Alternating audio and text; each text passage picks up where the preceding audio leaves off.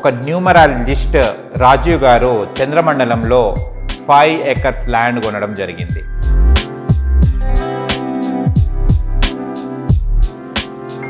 lunarregistry.com website थी उनकी, उस पर जाके मैंने पूरा कॉन्सेप्ट देखा.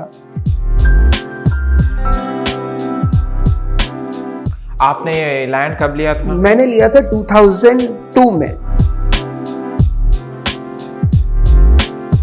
नेक्स्ट कमिंग जो मेरा बर्थडे है, जो 27 जुलाई को आता है हर साल, उस दिन पे मैंने उसको रजिस्ट्रेशन करा दिया, इसलिए वो 2003 में registered. Mad for me is making a difference. You call somebody mad because he is making a difference in your life. He is making a difference in your thought process. He is making a difference in the way you look at life. I am happy to be called mad today. Hi hello నమస్తే, welcome to social post TV. నేను మీ anchor పప్పు. ఈరోజు నేను ఒక special అంటే ఈ మధ్య కాలంలో మన భారతదేశం ఒక విజయం కూడా సాధించడం జరిగింది చంద్రయాన్ 3లో కదా. అది సక్సెస్ఫుల్ కూడా అయ్యింది. కానీ ఈ చంద్రయాన్ 3 కన్నా ముందే 20 years బ్యాక్ ఒక న్యూమరాలజిస్ట్ రాజీవ్ గారు చంద్రమండలంలో 5 ఎకర్స్ ల్యాండ్ కొనడం జరిగింది. ఇది ఎలా సాధ్యమో నాకు అర్థం కావటం లేదు. ఎందుకంటే మనం ఏదైనా ల్యాండ్ కొనాలంటే మన పరిసరాల ప్రాంతాలలో, అంటే మనం దగ్గరలో ఉన్న కొన్ని కిలోమీటర్స్ దూరంలోనే ల్యాండ్స్ కొంటుంటాము.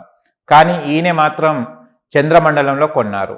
మళ్ళీ అక్కడ జర్నీ ఎలా చేస్తారు, అక్కడ అసలు ఎవరు అమ్మారు, రిజిస్ట్రేషన్ ఎలా జరిగింది, అసలు ఎవరిని కన్సల్ట్ అయ్యారు, ఎంతకు కొన్నారు, అది 20 years బ్యాక్. అంటే ఈ మధ్యకాలంలో మనకు చంద్రయాన్ 2 చంద్రయాన్ 3 అని ఈ మధ్యకాలంలో మనకు తెలుసు. కానీ ఈయన 20 years బ్యాకే నేను కొన్నాను, ఫస్ట్ పర్సన్ నేనే చంద్రమండలంలో ల్యాండ్ కొన్నదని రాజీవ్ గారు చెప్పడం జరుగుతుంది. అది ఎంతవరకు అది వాస్తవం అవాస్తవం ఏమున్నదో, అసలు అలా జర్నీ ఎలా చేస్తారు అక్కడికి, అండ్ ఏంటిది అసలు ఏం నచ్చి తీసుకున్నారో తన మాటలో తెలుసుకుందాం. నమస్తే సార్. నమస్కారం. ఎలా ఉన్నారు? I'm fine. ఇది నేను విన్న తర్వాత when I listen this you have bide the land in moon, I shock అయ్యాను నేను అసలు నిజంగా చెప్పాలంటే. ఎందుకంటే మనం ఇక్కడ చుట్టుపక్కల మనం కొంటుంటాం, near by our cities, near by our villages, but it is not related that and not developed there before 20 years. మీరు 20 years బిఫోరే మీరు కొనడం జరిగింది. ఏ ఫేత్ తోని, ఏ నమ్మకంతోని కొన్నారు sir? Absolutely. I was also shocked when I saw the ad first, land on moon for sale. Like all people, I was also thinking, I think it's a hoax, it's a joke or something. It has just come something like this. But you know, I had a habit, whenever I see something which is little different, I may not give a thought at that moment. मैं उस वक्त शायद उसके बारे में नहीं सोचूंगा, तो उसको एक बार सेव कर लेता हूँ ताकि बाद में देखेंगे क्या है. जब माइंड में सिंक इन हो जाता है, बस ये एक नया चीज़ देखा है क्या, तो जब वो सिंक हो जाता है माइंड में, उसके बाद मैं उस पर स्टडी करता हूँ. तो ये चीज़ को सिंक होने को मेरे को कम से कम 2-3 दिन लग गए. फिर 2-3 दिन बाद डिसीजन लिया कि चलो देखते हैं क्या चीज़. तो जब मैंने जाके उनका कॉन्सेप्ट देखा था, lunarregistry.com वेबसाइट थी उनकी, उस पर जाके मैंने पूरा कॉन्सेप्ट देखा, पूरा कॉन्सेप्ट समझा, तो मेरे को लगा आई थिंक ये बहुत अच्छा कॉन्सेप्ट लग रहा है. एंड मैं आपके माध्यम से अगेन एक बार रिपीट करना चाहूँगा, मैं नहीं बोलता कि मैं फर्स्ट हूँ, मेरे पहले भी कई लोगों ने लिया है. इंडिया में शायद मैं फर्स्ट हो गया हूँ बिकॉज मैं सबसे पहले आगे आ गया लोगों की नज़रों में, तो इस वजह से शायद मैं फर्स्ट हूँ. बट अगेन यहाँ पे मैं ये नहीं बोलूँगा कि अगर मैं फर्स्ट भी हूँ तो मैं आज भी ये फील नहीं करता मैंने कोई बहुत बड़ा काम कर दिया है. For me, it is a normal act which I would have anyways done, which I do even today on many aspects of life. मतलब कुछ भी यूनिक चीज़ें दिखती है तो I been always had a craze for unique things in life. एक तो कोई भी चीज़ जो जनरली लोग नहीं देखना चाहते, वो चीज़ों पे मैं काम करने की कोशिश करता हूँ. ये मेरा सोच रहा है और यही सोच मेरे को प्रेरित करती है ये सब चीज़ों में. तो इसी तरीके से 20 साल पहले, ये शायद आज लोगों को यूनिक लग रहा है, 20 साल पहले इन्होंने सोचा, इन्होंने करा, कई लोग ये भी बोलते भाई इन्होंने ले कैसे लिया, किसने बेचा इसको, किसका, कौन मालिक है चांद का. मैं नहीं बोलता मैं मालिक हूँ चांद का, मैंने एक क्लेम रेज किया है कि भाई मेरी 5 एकड़ ज़मीन है वहाँ पर. अब जैसे आज अगर मैं पृथ्वी पे, धरती पर किसी को क्लेम रेज करूँगा, मान लीजिए ये स्टूडियो मेरा है, मैं अगर क्लेम करता हूँ अगर स्टूडियो आपका है तो आप बोलोगे नहीं ये गलत क्लेम है, आप प्रूव करने को जाओगे कि मेरा क्लेम गलत है।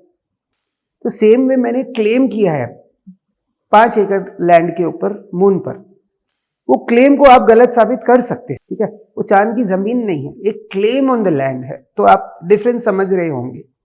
अच्छा, अब लोगों ने इसको लिटरल मीनिंग में ले लिया कि मैंने चांद पे जमीन खरीदा। चांद आज अगर हम देखते हैं बहुत लोगों के लिए बहुत दूर है। चांद को सिर्फ हम दूर से देख सकते हैं, पोइट्रियों में सुन सकते हैं, एक कवि की नजरों से देखा था आज तक हमने चांद को। We have seen the moon from the point of view of a poet, of a writer और somebody who dreamt about something। या किसी सेलिब्रिटी ने अगर चांद के बारे में बोला होगा, या किसी गाने में, मूवी में हमने चांद के बारे में सुना होगा, तब हमने उसको बहुत ग्लोरीफाई कर दिया।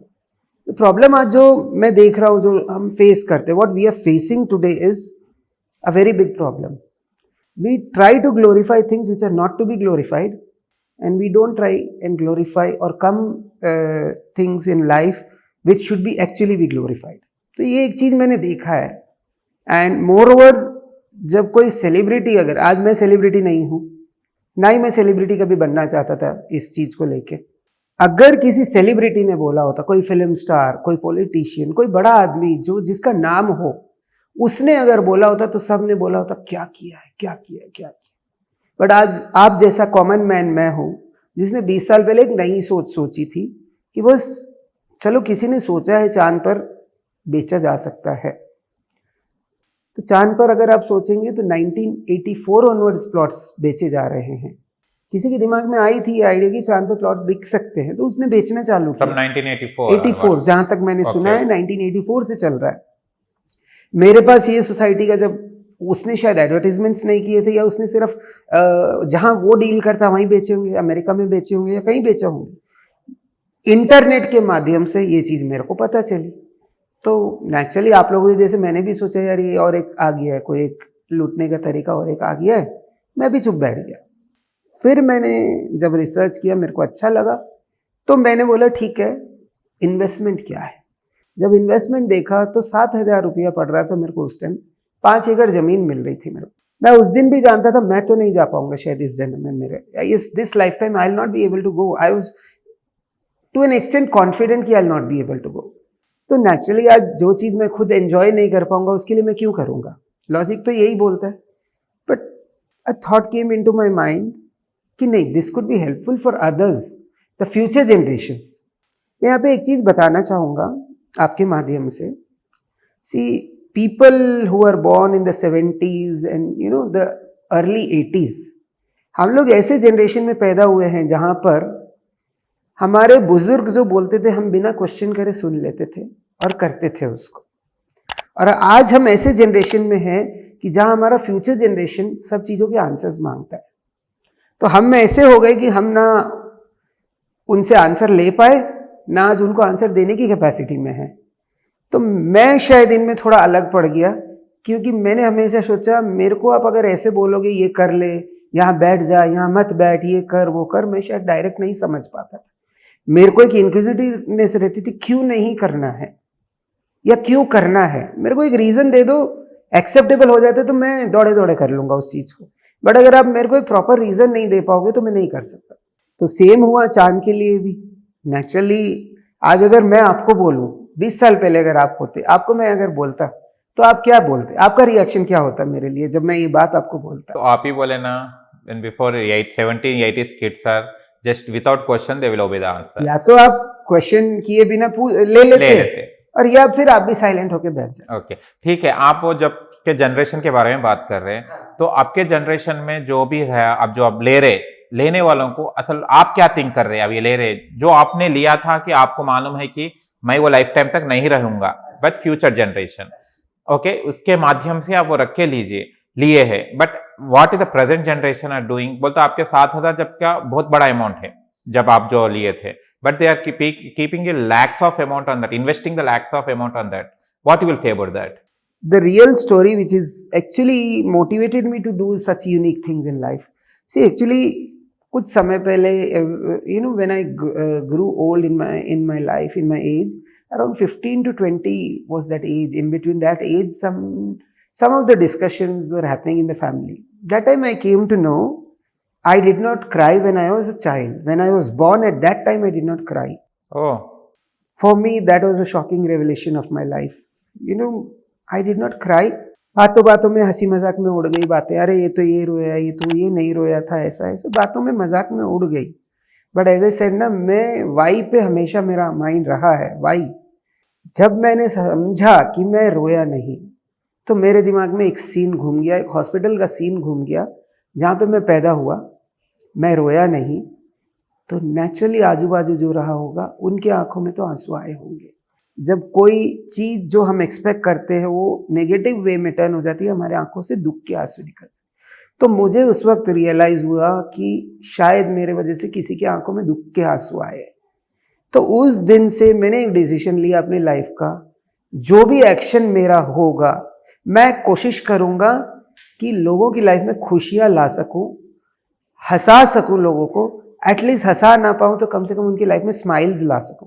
तो ये चीजें जो मैं करता रहता हूं, ये उस मेरे गोल को पूरा करने में बहुत मदद करती है. अब आपका क्वेश्चन था चांद पर 20 साल पहले जब मैंने लिया था, अगर हम देखेंगे शायद फॉरेन कंट्रीज में उस टाइम इतना लोग सोच रहे थे कि चांद पे जमीन ली जा सकती है. फॉरेन में बहुत लोगों ने लिया भी है उस वक्त, जैसे मैंने लिया. मैंने पहले भी कहा है, मैंने वेबसाइट पे पढ़ा था करीबन 8 लाख लोगों ने लिया है, या 8 लाख एकड़ बेचा है. 8 लाख लोगों ने लिया, या 8 लाख एकड़ बेचा है. चलिए मान लीजिए 8 लाख एकड़ ही बेचा है. ఓకే 10-10 एकड़ भी लिया तो 80,000 लोगों ने ले लिया होगा, ज्यादा भी लिया होगा. Possibility is always there. तो मैंने बोला यार, ऐसा लोगों ने सोचा है तो कुछ तो सोच के लिया होगा. रिसर्च जब किया मैंने अपना, research is not always scientific कि कोई एक पर्टिकुलर टॉपिक को खोज के उसके साइंस में जाओ, ये जरूरी नहीं होता है. रिसर्च यानी जिस चीज पे आप बार बार खोजने की कोशिश कर रहे हो वो रिसर्च हो गया. एक this my definition of research. तो मैंने रिसर्च करने के बाद डिसीजन लिया था कि मेरे को चांद पे जमीन खरीदनी है. तो नेचुरली मैंने अपने ब्रदर्स से डिस्कस किया, मेरे फैमिली में कई लोगों से डिस्कस किया. तो सबसे पहला रिस्पॉन्स यही आया, पागल हो गया है तू, या तो हमको पागल बना रहा है. चांद पे कोई ज़मीन बिकती नहीं है, कोई खरीद नहीं सकता है. मतलब मैंने देखा है कहीं पे बिक रही है तो मैं ले रहा हूँ, ऐसा हो नहीं सकता. मतलब कन्विंस करना मैंने सोचा नहीं सही है. मतलब देखते हैं, 7 दिन बाद आ ही जाएगा तो पता चल जाएगा, 7-10 दिन में आ ही जाएगा पेपर्स. तो जब पेपर्स आए मैंने बताया उनको, पेपर्स भी आ गए. तो भी बिलीफ नहीं होता है ना लोगों को कि अरे पेपर्स भी आ गए, हो सकता है फेक पेपर होगी, कुछ भी होगा. बट मेरे लिए वो एक अचीवमेंट मेरे मन में हो गया था, बिकॉज मैंने कभी सोचा ही नहीं था कि मैं किसी को जाके बोलूंगा. It was for me at that moment, भाई एक रखते हैं, लॉन्ग टर्म में बेनिफिट होगा मैनकाइंड का, जब शायद लोगों को पता चलेगा कि हाँ भैया किसी ने और पहले भी सोचा हुआ है. ऐसा थॉट जाता था. कभी मतलब किसी को आके बताना करना ये मैंने सोचा ही नहीं था. बट वो बोलते ना, तकदीर को कुछ और ही मंजूर था. बोलते ना, destiny had its own way of getting this thing out to people. तो मैं न्यूमरोलॉजिस्ट हूँ, तो ऑलमोस्ट अब अगर मैं बोलूँ तो it's almost 40 years since I have been into numerology. मेरी पहली किताब न्यूमरोलॉजी की मेरे हाथों में आई थी 9 साल का था जब मैं. 9 साल. उस जमाने में इंडिया में न्यूमरोलॉजी शब्द को बहुत कम लोग जानते थे. बट पता नहीं, मेरे को नंबर्स से कुछ फैसिनेशन थी, तो मैंने वो किताब ली थी. एंड जब वो किताब ली, मेरे को उस चीज में जब पढ़ते पढ़ते इतना अच्छा लगने लगा. मैंने बोला यार, ये भी एक साइंस है जो एक अलग तरह की दिशा दिखा रही है. नो डाउट आज तक भी लोग उसको सूडो साइंस बोलते हैं, क्योंकि उसमें ना जैसे MC² E=MC² फॉर्मूला के जैसा कोई फॉर्मूला एग्जैक्ट नहीं है, तो शायद इसलिए उसको आज सूडो साइंस बोला जाता है. But numerology in my knowledge is, even if it's a pseudo science, there is science involve in it. तो वो कई चीजें हमको दिखा देती है, कई चीजें हमको समझा देती है. तो ये जैसे मैं बड़ा होता गया मेरे को समझ आती गई चीजों की. कई चीजों की मेरे को नॉलेज जब नहीं होती थी, मैं कई गुरुओं के पास जाता था, उनसे सीखता था, उनको अपना गुरु बना बना के सीखता था. तो in such a moment I met one of my mentors and guru in numerology, mister JUB Shastri. तो एक दिन हमारा डिस्कशन चल रहा था, चैप्टर चल रहा था अबाउट मून. जब मून की बात चल रही थी, वो बोल रहे थे मून अगर किसी का कमजोर हो जाता है तो, मून किसी का स्ट्रांग होता है तो एक्सीडेंटली मेरे मुंह से स्लिप हो गया कि सर क्या मून की बातें कर रहे हो, मेरे पास तो 5 एकड़ जमीन है चांद पर। अब ये एक्सीडेंटली स्लिप होना था, दिस इज डेस्टिनीज चॉइस, ये मेरा चॉइस नहीं था, बस एक बातों बातों में आपसे बात करते कुछ निकल जाता है, राइट। अब वो चीज उनको ऐसा स्ट्राइक करके आई ना, मैं थॉट कि वो उनके दिमाग में भी ये चीज वो सोचेंगे भी, इसके बारे में मजाक में निकल जाएगी। जब उन्होंने इसके बारे में सुना, उनके कान एकदम खड़े हो गए। उन्होंने बोला इसने कुछ बोला है जो अलग है। उन्होंने फिर मेरे को पूछा तूने क्या बोला अभी, तो मैंने बोला सर चांद पे 5 एकड़ जमीन है। He could not believe it even. तीसरे बार उन्होंने पूछा चांद पर 5 एकड़ जमीन है सर मेरी। तो then from there on its history. ऐसा हुआ कि उनके एक दोस्त थे, उन्होंने मेरे को कई क्वेश्चंस भी किए उस वक्त पे। उन्होंने मेरे को बोला कि भाई चांद पे जमीन है तो कैसे बोलता है। मैं बोला सर मेरे पास पेपर्स है। तो पेपर्स है तेरे पास। उस टाइम उन्होंने छोड़ दिया उस बात को, बट उनको भी वो बात, वो बोलते हैं ना जैसे मेरे को 3 दिन तक हजम नहीं, उनको भी वो शायद डाइजेस्ट नहीं हुई थी। उनका एक दोस्त था, है रादर आज भी, दोनों कायम है भगवान की दया से, उनका आशीर्वाद आज भी मेरे ऊपर है। उनके एक दोस्त हैं पवन। पवन वॉज अ जर्नलिस्ट। उनको मैं जानता नहीं था, कभी मैंने कभी मुलाकात ही नहीं। उन्होंने पवन से मेरे पीछे डिस्कस किया, मेरा एक स्टूडेंट बोलता है उसके पास चांद पर जमीन है। पवन बीइंग अ जर्नलिस्ट, उनको ये बात कहीं लग गई, बस ये तो कुछ नई बात सुनने को मिल रही है, probably this is a story people should know about it. अब एज अ जर्नलिस्ट, आज आप इंटरव्यूज लेते हैं लोगों के, तो आपका भी रेस्पॉन्सिबिलिटी बनता है भी पहले खोज तो करें एक्चुअल में देने लायक चीज है या नहीं है। तो उन्होंने भी एक तरीके से अपनी खोज कर ली। हम लोग मिले थे चाय पे, मेरे सर ने मेरे को बोला एक बार आओ चाय पे मिलते हैं, मेरे एक दोस्त से मिलाना चाहता, is very curious about it. He did not tell me is a journalist. कोई बात नहीं, मैं तो जो मेरे मन में आज जैसे मैं बोल रहा हूँ वैसे ही उनको मैंने मेरे मन की थॉट्स वॉट्स बताई थी। तो उनको लगा यार ये तो जो हिसाब से बोल रहा है, I think it's a total new way of learning things, a new way of seeing at things altogether, and he felt this is a story which should be told to people. तब तक मेरे को नहीं पता था। उन्होंने मेरे को बोला आप इसके पेपर्स की जेरोक्स दे सकते हो क्या, मैं और स्टडी करना चाहिए। ले ले ले लीजिए सर, मेरे को क्या है, मैं तो दिया है तो मैं तो आपको एज ए फ्रेंड दे ही रहा हूँ। अगले दिन शाम में उन्होंने मेरे को फ़ोन किया, मेरे को फ़ोन करके बोलते हैं कि राजीव आपको स्टूडियो में आना है। मैं बोला सर स्टूडियो में क्यों आना है। तब उन्होंने निकला कि I am a journalist and मैंने आपकी स्टोरी हमारे बॉस से डिस्कस की है डेक्कन क्रॉनिकल में, पेपर में, एंड वो आपको मिलना चाहते हैं। मैं बोला सर मैं आज इस कंडीशन में नहीं हूँ, अभी जो मैं मार्केट में था उस टाइम दिन भर निकल चुका था, एकदम शैबी कंडीशन में था, मैं आ नहीं पाऊंगा सर अभी। तब उन्होंने बोला एटलीस्ट आपको एक फ़ोटो भेज दूँ। तो मैंने अपना फ़ोटो भेज दिया। बोले आपकी एक स्टोरी, मैं बोला सर प्लीज़ स्टोरी मत डालिए। बोले नहीं आपकी स्टोरी बहुत अच्छी है, it will be motivating to a lot of people, that's what our editor has also felt, इसीलिए वो चाहते हैं। मैं बोला सर घबराहट होती है, पहली बार आज तक किसी को न्यूज़ में ऐसे मैंने कभी सोचा ही नहीं कि न्यूज़ आइटम में मैं आने वाला हूँ। डाइजेस्ट नहीं हो रहा था, तो नेचुरली मेरे भी पेट में चूहे कूद रहे थे, भैया होगा क्या होगा क्या। मैं फिर सो गया, अपना आराम से जाके सो गया। अगले दिन सुबह, मैं उस टाइम एक कंपनी में काम करता था, तो वहाँ मेरे बॉस ने सुबह में 7 बजे कॉल कर दिया मेरे को पेपर पढ़ते। इत्तेफाक से मेरी स्टोरी थी जो first page of Deccan Chronicle middle में पेपर पे आ गए। अब उन्होंने कॉल कर दिया, ये तूने क्या कर दिया। मैंने बोला मैंने क्या किया सर, मैं तो कल पार्टी से मिल के आया, ये हुआ वो हुआ। फिर वही क्वेश्चन तूने क्या कर दिया, मैं समझा नहीं। फिर मेरे को खटका, ये कुछ तो बात है। तो उन्होंने बोला तूने पेपर नहीं पढ़ा अभी तक। मैंने बोला नहीं सर पेपर तो मैंने नहीं पढ़ा अभी तक, मैं उठाई आपके कॉल से हूँ।